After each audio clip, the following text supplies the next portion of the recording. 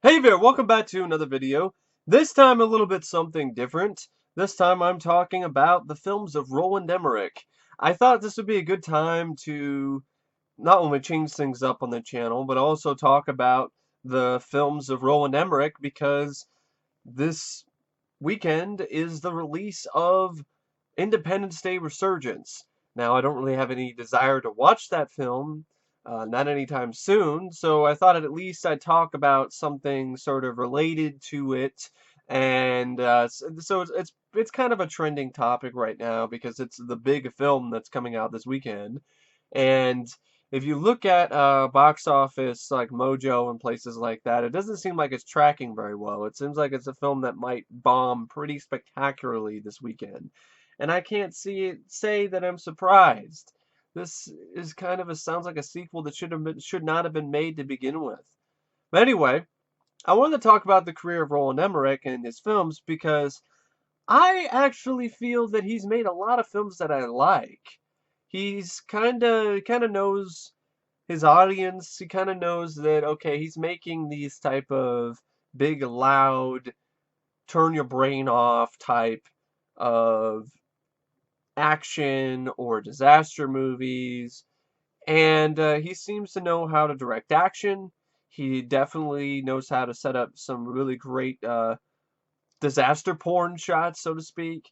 And early on in his career, I think he really was really good and at the peak of his game when it comes to working with practical effects and things like that, and getting the most out of a small budget.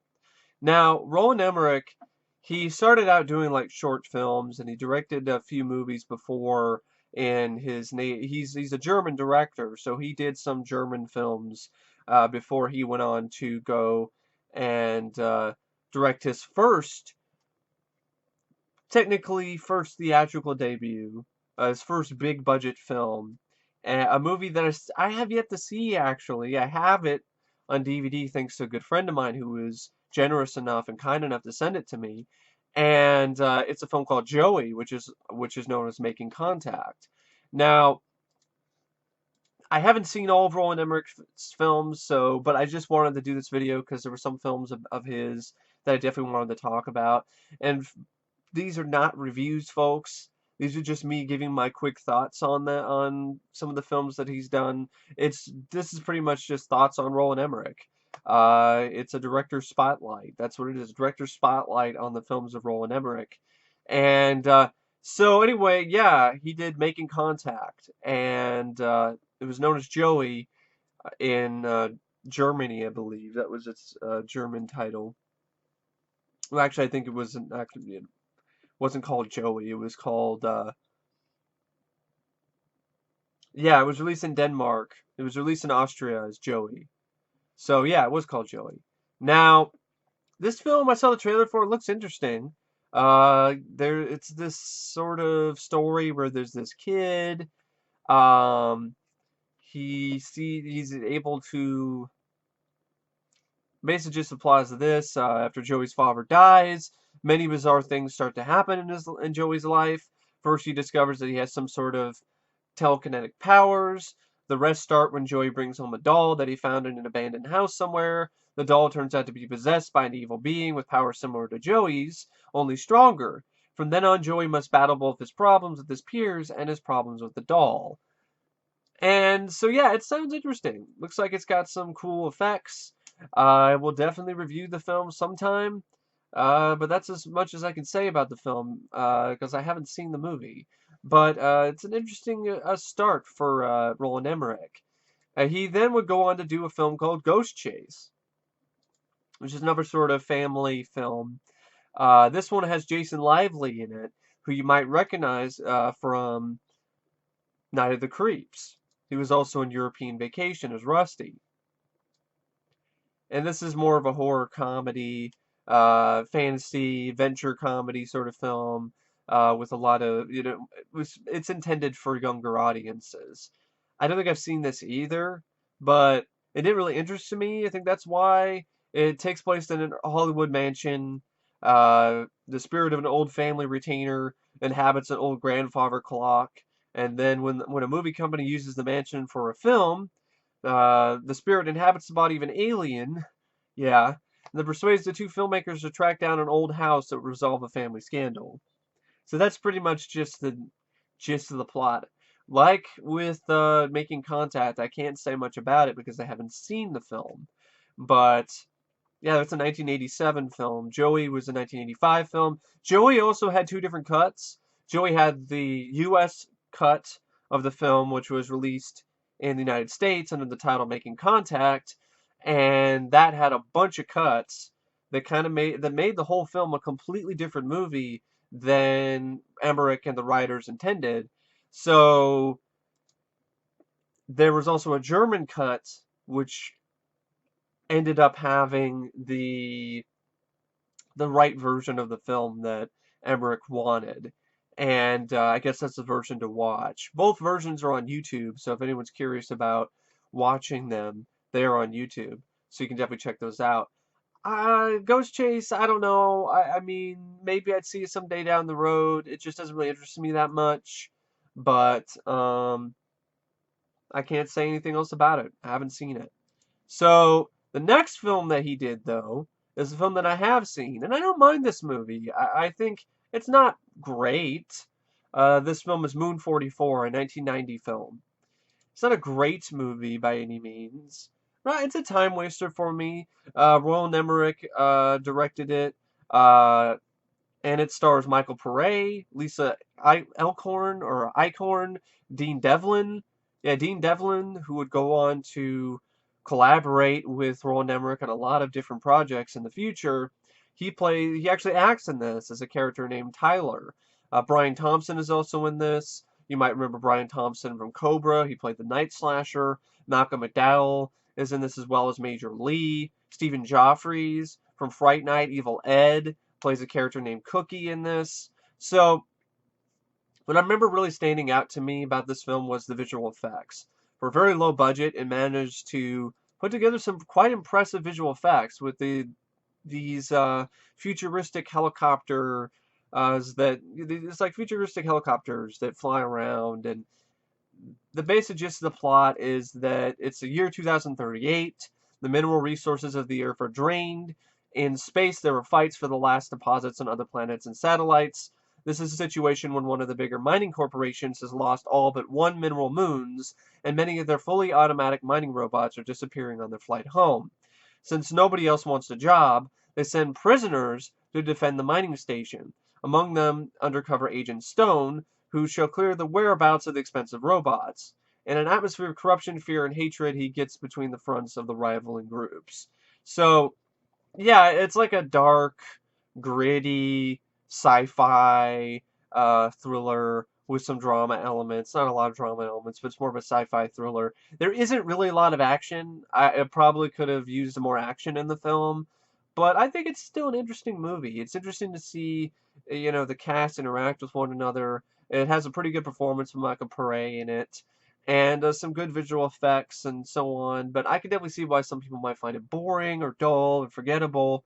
But I remember, my aunt had it on VHS, and I remember watching it when I was younger, and I remember not minding it then, and then I picked up the DVD a while back, and I didn't mind it then either. So I would like to review this sometime because it is an interesting movie. It's kind of an interesting little curiosity piece. Um, to kind of see where Roland Emmerich started off at. Maybe this is where he met Dean Devlin. I don't know for sure, but yeah, Moon 44. Uh, I'd recommend you give it a look sometime if you're curious. If it sounds interesting to you, you're a fan of Michael Pare, you want to see where Roland Emmerich started out. Uh, yeah, give it a look if you can find it. Um, so yeah, those are my short thoughts on Moon 44. But the next film he did after this was pretty much, you could probably argue, the film that put him on the map. And that film is Universal Soldier. And I believe I've already reviewed this film on my channel. I wouldn't mind reviewing it again if I ever did some Jean-Claude Van Damme marathon. I love Universal Soldier. I think it's an excellent movie. I think it's a great action film. It has some really spectacular action set pieces. There's some great chases in it. There's also some really great fight scenes between Van Damme and Dolph Lundgren. Pretty good performances by the two as well. I like the premise, the idea that these two soldiers are killed in Vietnam, and then the army uses their bodies for a secret project, the Unisol project, where they reanimate their dead bodies, and they use their bodies as the deadly obedient cyborgs. However, their memories start to come back too, and this causes all kinds of problems. And you have one who's on the side of good in Van Damme, who plays Luke Devereaux, who just wants to go home. And then you have Dolph Lundgren, who is batshit insane. The point, where he's like cutting ears off and like putting them around his neck. And you could tell Dolph was having a blast playing this role, and it definitely did show in this movie. With the whole sort of lines like this, "Are we having fun yet?" I'm like, yeah, I'm definitely having fun because this movie is a lot of fun. This is the type of film that I love. This type of exciting, fun, action-packed movie with some badass fight choreography, with some good bits of action, little bits of gunplay. It's more of a hand-to-hand combat type movie though. Um, to display the strengths of both Dolph and Jean-Claude Van Damme. And the film was a huge success in the box office. It was, well, I mean, I wouldn't say like a ginormous success, but it was a pretty successful film. It made $65 million worldwide. Uh, if you combine the whole gross, if you combine the United States gross, which is 36 million, it made $101 million worldwide, which is a pretty big hit for 1992. For and especially for a film with a budget of only 23 million. So it definitely made a profit. And there was a bunch of sequels that came out, like Universal Soldier: The Return, which I actually enjoy as well. I think it's a fun movie. It was nice to see Van Damme having fun again, and that actually felt like that actually was Luke Devereaux, unlike the other sequels, which basically tarnished the name of Luke Devereaux, just shit on him, piss on him, turn him into a villain. He dies. He's crying at monkeys. It's all kinds of fucked up shit what they did to Luke Devereaux in the Universal Soldier sequels that happened after the Return. With Regeneration and Day of Reckoning.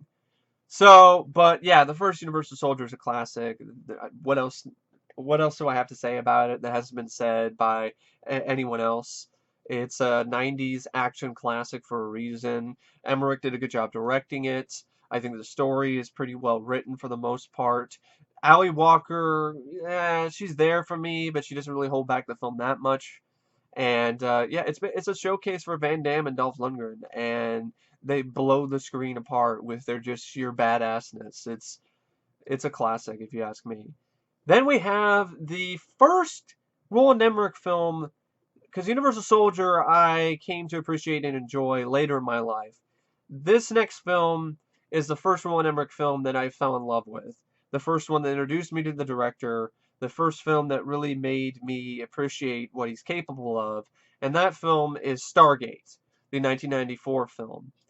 Stargate is one of my favorite sci-fi action fantasy films out there, and for good reason. It's an epic movie. It has this epic size and scope to it. I think it has a really cool story. The idea of being able to travel back to ancient Egypt through this Stargate, this portal that transports you to the ancient Egyptian times. And then this whole it also incorporates the ancient aliens sort of stuff, long before the History Channel did it.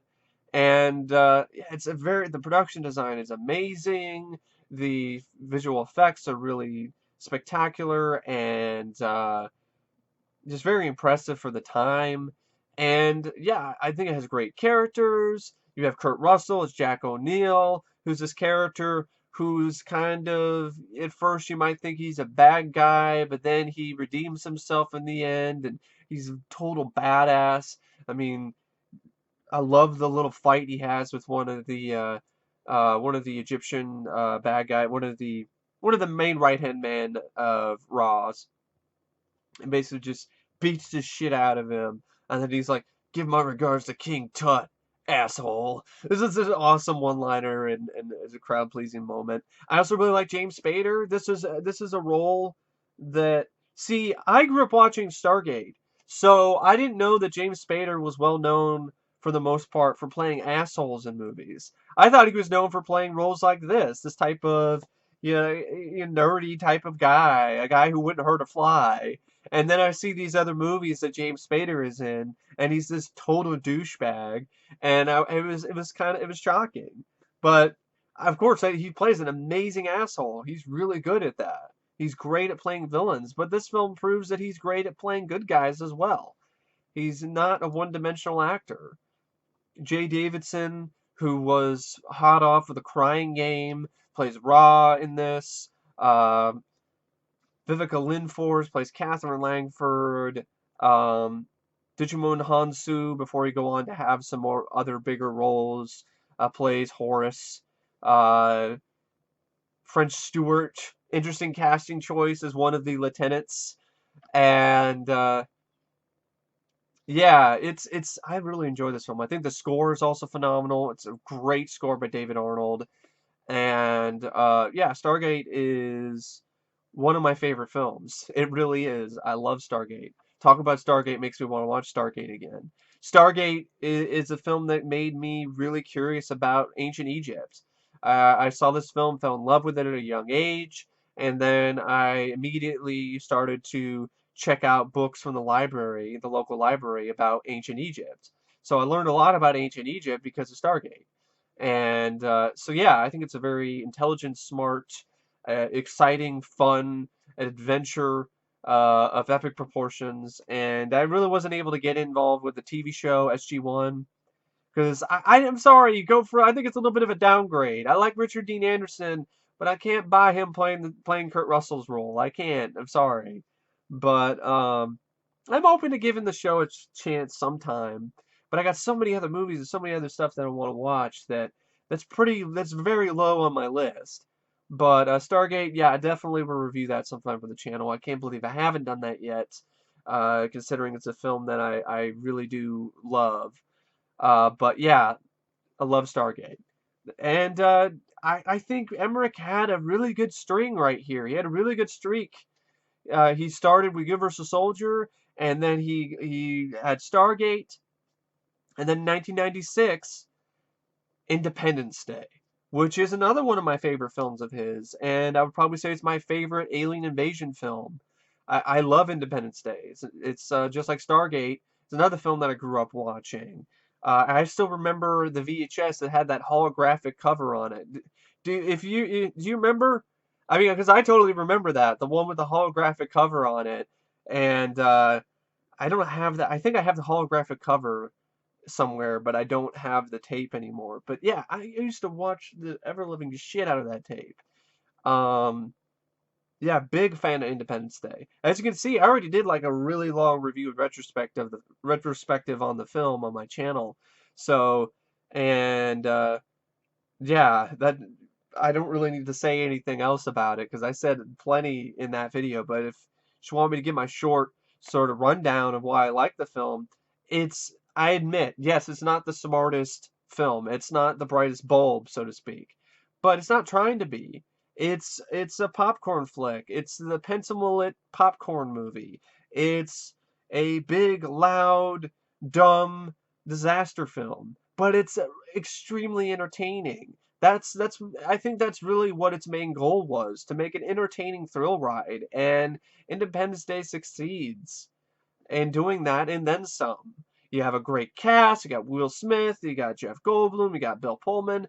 I mean, even though it's dumb at times, there are some really great moments in it that I don't think are dumb at all. For example, Bill Pullman's speech, this is our Independence Day. That is one of the greatest speeches in motion picture history, if you ask me. It's still a moving and very powerful and epic speech, and definitely one of my favorite performances by Bill Pullman. And one of my favorite roles for Will Smith and for Jeff Goldblum. And they've had great chemistry with one another, which was really kind of crazy. If you think about it, you wouldn't really think that these two would really work so well with one another. They're so different. but it works. It really does. It's got some really stunning practical effects. The destruction of the city still looks phenomenal to this day. It looks better than any CGI destruction or porn that I've ever seen in any of these other recent disaster movies because they actually blew shit up for real. They blew up real models, and they actually, when they had like explosions that might have been CGI or whatever, they just put those explosions into the film digitally. But they were real. It was real fire, or close to as real as they could get it. Um, it's amazing what Independence Day was able to accomplish with its budget. It's $75 million budget. That's a pretty big budget for back then, but it still did so much with it that a film from today that had a $75 million budget, it wouldn't be able to do nearly as much as this film was able to do. It was a huge hit. Might not have been that well received critically, but it was a huge hit, box office success, and now we're getting a sequel. I don't think we need a sequel because I think the film is a great standalone film. I think a sequel kind of cheapens the first movie. It dulls the impact of it, but I'll be the first to say if I like the sequel that I'm okay with it. But I just have so much doubts about the sequel. Just and hearing all these reviews, some recent reviews, doesn't make me feel any better. It sounds like the sequel to me is makes the first film look like a genius. Like the first film, I would say the first film isn't the dumbest movie out there. I would say it's if I was gonna say equate it to somebody's intelligence, I'd say it equates to somebody with average intelligence, with an average IQ. And from what I've heard about a resurgence, that sounds like a film that is like a mongoloid, like it has the IQ of a mongoloid or a vegetable, which is pretty much none, which is sounds like a big problem. But when it comes to the first film, I love it. I think it's a really fun time at the movies. It's a tradition for me every 4th of July. I watch it every 4th of July. It's a great film to watch around that holiday. And yeah, a lot of the criticisms it gets, I don't understand. To each their own. And there isn't a single film out there that everybody loves or everybody hates. So, I'm fine with people disagreeing and not liking the movie, but I don't get the whole we got to point out how stupid it is. It knows it's stupid. It's not trying to be smart. I truly do believe that the script and the screenplay, the screenwriters, they were totally in on the joke, so to speak. They knew it was not a film that was meant to be taken seriously. It was a modern day send up of some of these disaster films or some of those other alien invasion films from the 50s. And yeah, I think it was a great fun time. It's definitely I would say it's one of my favorites. It's one of my favorite films, and because it's just so consistently entertaining. But anyway, yeah, that's my thoughts on Independence Day. Now, after Independence Day, though, he kind of started to slide a bit. Although, I am one of the few people that doesn't hate this movie, the film that he followed up Independence Day with, and that is Godzilla, the 1998 film. I don't hate this movie. I never did. See, first off, this was one of my first introductions to Godzilla. I didn't grow up with Godzilla watching the original film. I didn't grow up watching the Toho films, so I think that might be part of it. Maybe if I did, maybe I'd be more upset with how they portrayed Godzilla in this movie. But I'm not. I'm really not. But part of me, when I've done some research, I am curious. I really would have liked to have seen Fred Decker's Godzilla that he was working on in the 80s. It would have been like a Godzilla in 3D or something. I think Steve Miner was going to direct it, and Stan Winston, I think, was working on the Godzilla effects. Would have been interested in seeing that. But actually, no, Godzilla, now that I think about it, this Godzilla was not the first Godzilla film that I saw. The first Godzilla film that I remember seeing was Godzilla 1985. So, yeah, and that's considered to be one of the worst Godzilla movies, but that's the first Godzilla film I saw. And then I saw this in the drive-in, and I had a really fun time. And I still have a fun time with this movie. There's some really fun bits of action. There's some good characters. I'd say I don't like this as much as Independence Day or Universal Soldier or Stargate, because I just think the characters are better in those films, and I just think those films are better movies than this. But I still think this is a fun movie. It's got some really, good chase near the end on the bridge. It's really exciting and fun. I think honestly it needed different actors. Jean Reno, I love in this. He's great. But Matthew Broderick, as much as I love him, he's just miscast in this role. I just don't buy him in this role, and that hurts the film. I honestly like Hank Azaria, and I would have been fine if he was the lead, because Matthew Broderick to me is just too much of a wimp. And I didn't really like the girl either. I thought she was just kind of annoying, and she just really her performance wasn't the best. Uh, I think, yeah, it's Maria Patillo. I don't really care for her. So, but there were some fun things. I thought the effects for the time were pretty impressive. There were some nice bits of action, and the Godzilla baby stuff near the end. Yeah, make him slip and slide on gumballs like it's Home Alone. Yeah, that was kind of dumb. This definitely was the start of the fall of Roland Emmerich, so to speak. I would have to admit that. The quality of his films started to go down after this. But I still don't mind the film. I don't hate it. I know a lot of people do, and that's fine. I have no problem with that. I'm not gonna defend the film. I will say I like this a lot more than the 2014 Godzilla. That's supposedly the true Godzilla, and I hated that movie. I thought that was a boring slog to sit through, and at least this movie, even though it didn't have the real Godzilla in it, at least it had Godzilla, like the actual, like at least some version of Godzilla in the film more than like 10 minutes.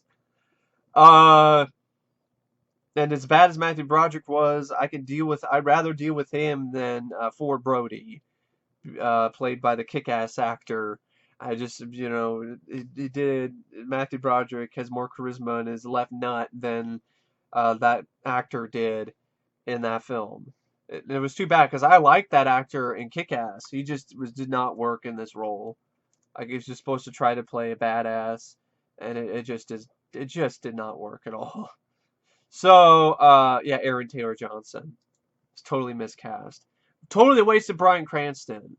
Yeah, Bryan Cranston, he's the best part of the film, and you kill him off like 30 minutes into the movie. What a waste.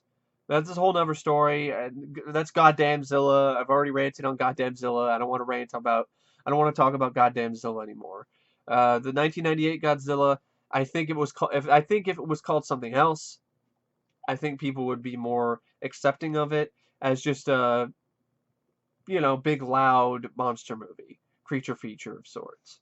But since it's called Godzilla, it's got a lot of people just bagging on it and just really beating it up. And I could kind of understand that if I was as big of a Toho Godzilla fan as these people are. But I can't say that I am because I haven't seen a majority of those films. I've pretty much only seen Godzilla 1985, Godzilla 2000, and uh, Godzilla versus the Smog Monster.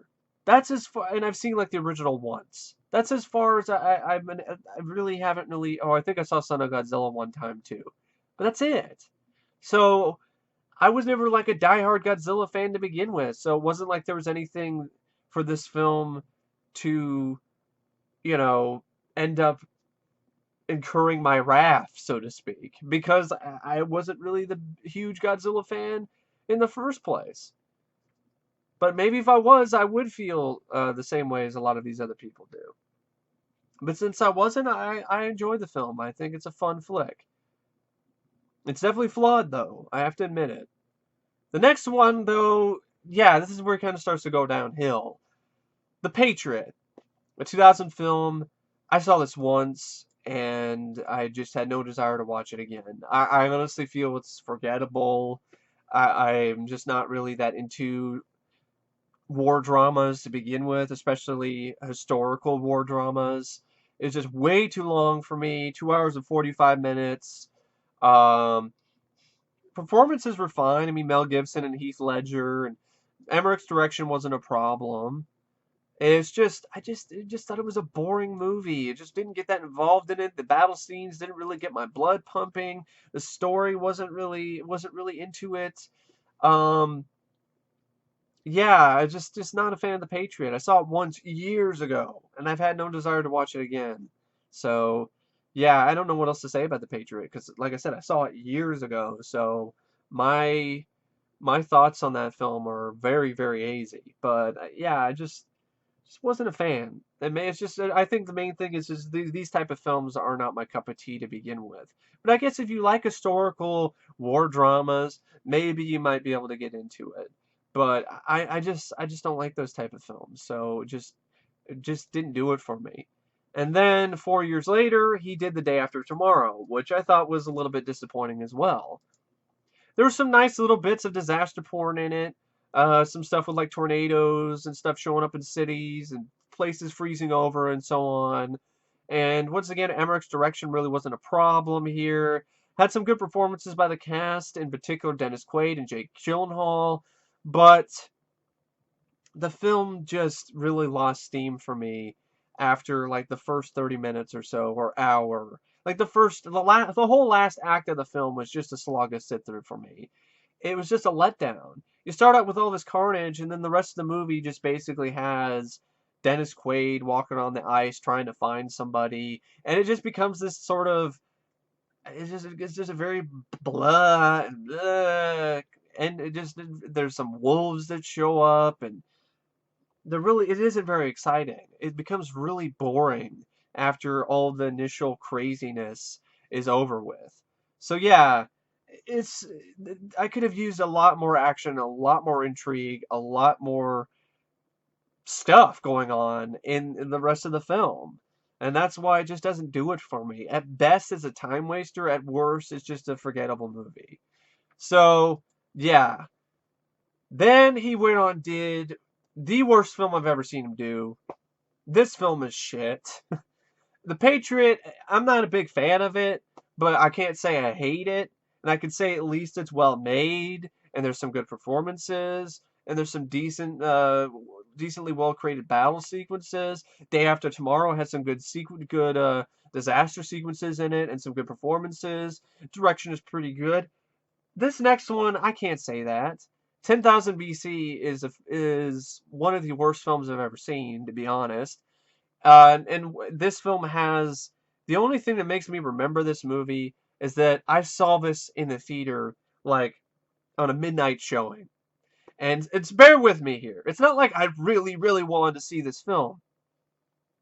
The only reason why this happened is because my dad, after a long time of not even contacting me or not even telling me what was going on, where he was, this was so crazy, folks, that even his relatives were calling me, asking me where he was, and I had to be like, I don't know. And then finally he contacted me and said, "Oh, I wasn't able to call you because I was training for truck driving." And I'm like, "You could have called. I don't. That's a whole other story." But anyway, the first time I saw him in years was to see this film at a midnight showing. He showed up, drove up in the truck, called me up, said, "I'm going to be there. Let's go catch a movie or something." And so, yeah, we caught a midnight showing of 10,000 BC. I don't think either of us liked it.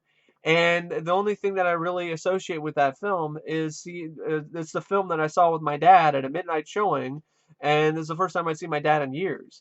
And yeah, he wasn't looking too well either, man. He'd been eating all those trucker portions, and he had like a belly out to here. It was pretty shocking.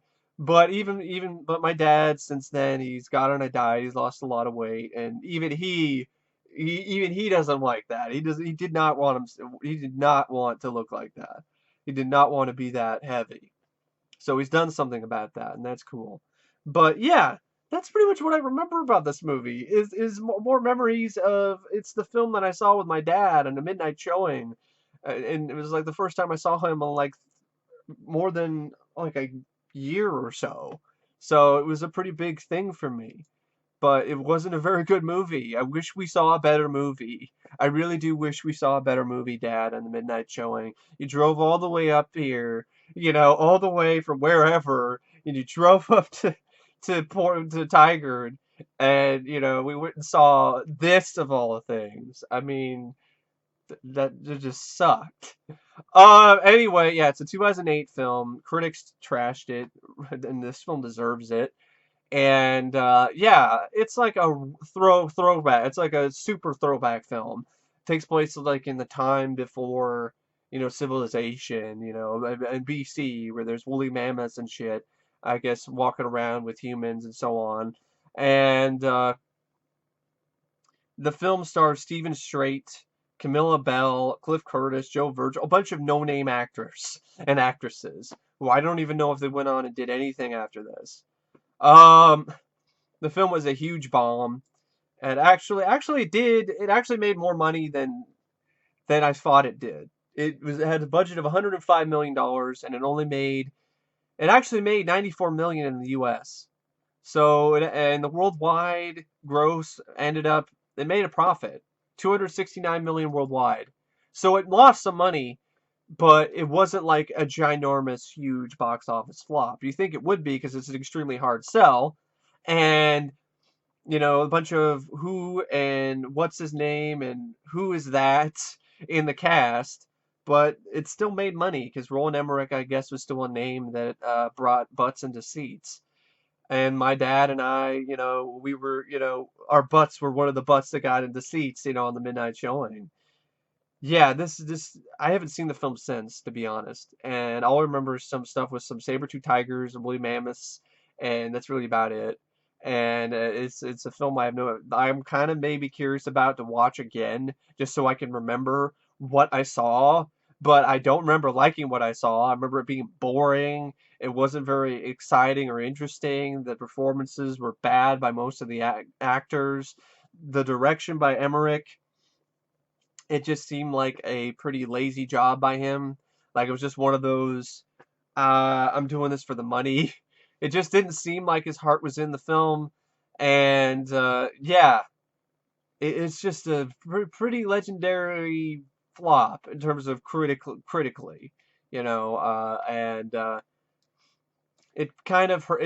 I think it definitely did hurt Emmerich's reputation because it didn't perform as well as the studio wanted it to, and yeah, but he still got more films after that though. In 2009, a year after 10,000 BC, he got 2012. He got 2012, and if you ask me, I don't mind the film. I actually like 2012. I don't love it. It's got its problems. But out of the more recent disaster porn films, I liked this, mainly because I thought it had a really good heart to it. John Cusack was great in this. He's the heart and soul of the film. The other cast and crew members, the other actors and actresses that were in the film, I thought did a good job too.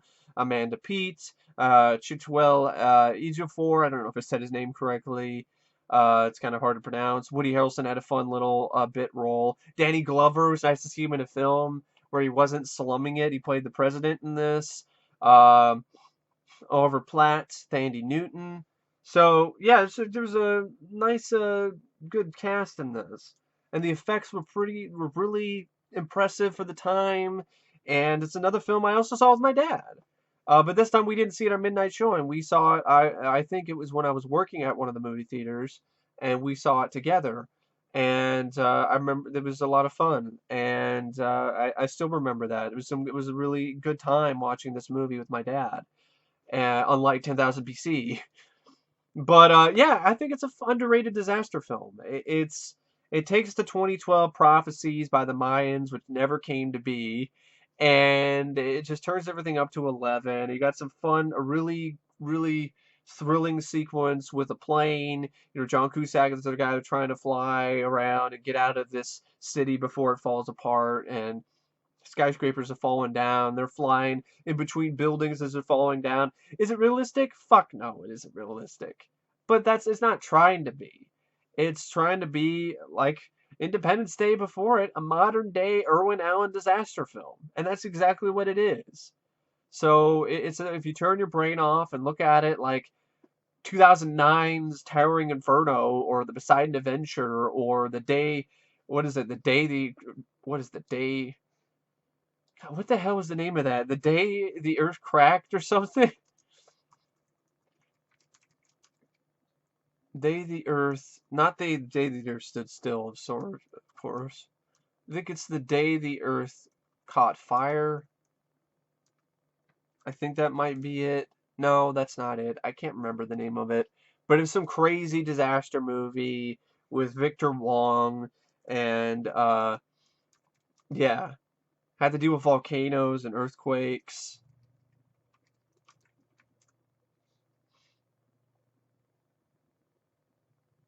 No, maybe he wasn't in that. No, it wasn't. I don't think it was Victor Wong. It was some other actor. Yeah, it was some other guy. It was the guy who was in. Oh yeah, it was Mr. Miyagi. He was in that. That actor. Who I know I should remember that friggin' actor, Pat Morita. He was in it. Forgive me for like wasting your time looking for. I want to find the damn. That's a freaking movie. I want to find it. When time ran out. So it's that kind of movie. Big, loud, dumb, but entertaining. The next film he did is a film called Anonymous. I've never seen. Doesn't really interest me that much. I guess it's about a theory that it was in fact Edward de Vere, Earl of Oxford, who penned Shakespeare's plays, set against the backdrop of the succession of Queen Elizabeth I and Essex rebellion against her. So it deals with some theory that Shakespeare wasn't the one that was responsible for writing these legendary plays. I guess it was only released kind of in the UK, limited sort of release. It sounds like it's like a documentary mixed with some live action footage. But yeah, I don't have anything to say about Anonymous because I haven't seen it. Then he did a TV movie called Dark Horse, which I don't even think even got I don't even know got released anywhere. It was talking about there's some people. It combines mythology, political intrigue, something to do with the White House. There's some kind of prophecy, some events are going to happen that could like cause the end of the world or something, and there's some conspiracy theory stuff going on with mankind and so on. There's not much information about this film. It sounds like he made it, but it was not released. It's an unsold TV series pilot. Yeah, that's why. Because no one's heard of it. No wonder I can't talk about it because it was never released. But the next film he did that was actually released was White House Down. And this film was actually a box office bomb. And it's a film that stars Channing Tatum and Jamie Foxx. And this is another one of those movies that I wasn't sold on at first because I really wasn't into the trailer. This is a time where I really didn't buy Channing Tatum as an actor. And so I was like, this really doesn't look like much. And I never saw it in the theater. But then I heard some good things about it from a good friend of mine. He enjoyed it. So then I picked it up for cheap somewhere when I was visiting my dad in Michigan. And I watched it. And I was surprised. I enjoyed it. I thought it was fun. I thought Channing Tatum was good in the role. Him and Jamie Foxx had some good chemistry with one another. For a PG-13 film, the action sequences were well shot. They were well edited. They were well put together. They were set up. They were set up well. They didn't feel like they were, there wasn't too much shaky cam or there wasn't a lot at stake here or they had impact. Each blow felt like it hurt. Um, and there was a little bit of ingenuity with action sequences as well. I'd probably say I liked it more than Olympus Has Fallen, which is the R-rated one. And this just felt like it had more energy, and it also had a much better villain. I mean, you had James Woods. James Woods here, is one of the main villains. And yeah, and he did a great job as always. I mean, it's James Woods. He always brings his A game. So yeah, it was an entertaining movie. I thought it was a fun flick. Didn't do very well though. It was made on a budget of 150 million. It only made 73 million dollars in the U.S. and I don't think it did much better worldwide. Yeah, worldwide gross was like 205 million. So I guess it was lucky if it made a little bit of a profit, but not much. But yeah, I enjoyed it. I would say I don't like it. I think I don't think it's a great film. I think it's above average movie, above average time at the Cineplex, so to speak. But I didn't think it was as bad as some of the critics made it out to be. But I can't say that. I'd probably say I liked it as much as 2012, or Godzilla. This definitely proves that once again Roland Emmerich still he hasn't reached the heights that he was at with Universal Soldier, Stargate, and Independence Day. That's a trifecta that I think he hasn't been able to beat yet, or even emulate, or even he's kind of come close to, but not really for me personally. Although I like 2012 and I like White House Down, I just personally feel Independence Day, Stargate, Universal Soldier are all much better films. And so after White House Down, he did a film called Stonewall, and I have not seen it. It was a 2015 film that, like, I think it just came and went. It was about another. It was a drama, which is about a young man's political awakening and coming of age during the days and weeks leading up to the Stonewall riots. And yeah, it does not get very good reviews. It's like a 4.4 out of 10 on IMDb. Another film that has a lot of cast members, that a lot of people that were in White House Down. And it pretty much did nothing. It was made for about $13 million, and only made like $186,000 because it got a very limited release. Another film that doesn't sound like anything I really want to watch. A long running time. These type of historical dramas aren't my cup of tea anyway. So yeah, that film didn't do very well. White House Down was a 2013 film, and then 2 years later we did Stonewall, which got a very limited theatrical release and did nothing. And despite all of that, despite the fact that he's been having a hard time getting another big hit, or some of his movies, underperform in the box office, he was able to get Independence Day Resurgence off the ground. And it doesn't seem like it's doing very well, box office wise or critically. And so, yeah, I can't really say anything about it because I haven't seen it yet. But like I said earlier, when I was talking about Independence Day, it doesn't sound like it's very good. It sounds like a sequel that was only greenlit because Fox wanted some cheap money. They wanted to basically prey on people's nostalgia again and be like, hey, you remember Independence Day? Well, we got a sequel coming out. Jeff Goldblum's back. Come in, see it, please. But I'm like, it's 20 years too late. If I want a sequel to Independence Day, I'll stick with the novel series. Oh, that also was a little bit of a prequel, but they also had some sequel stuff. I'll stick with that. It's probably much better than Resurgence is. This is a film that, like, I'd only see it for free, which is like a maybe. And I wouldn't want to go see it alone.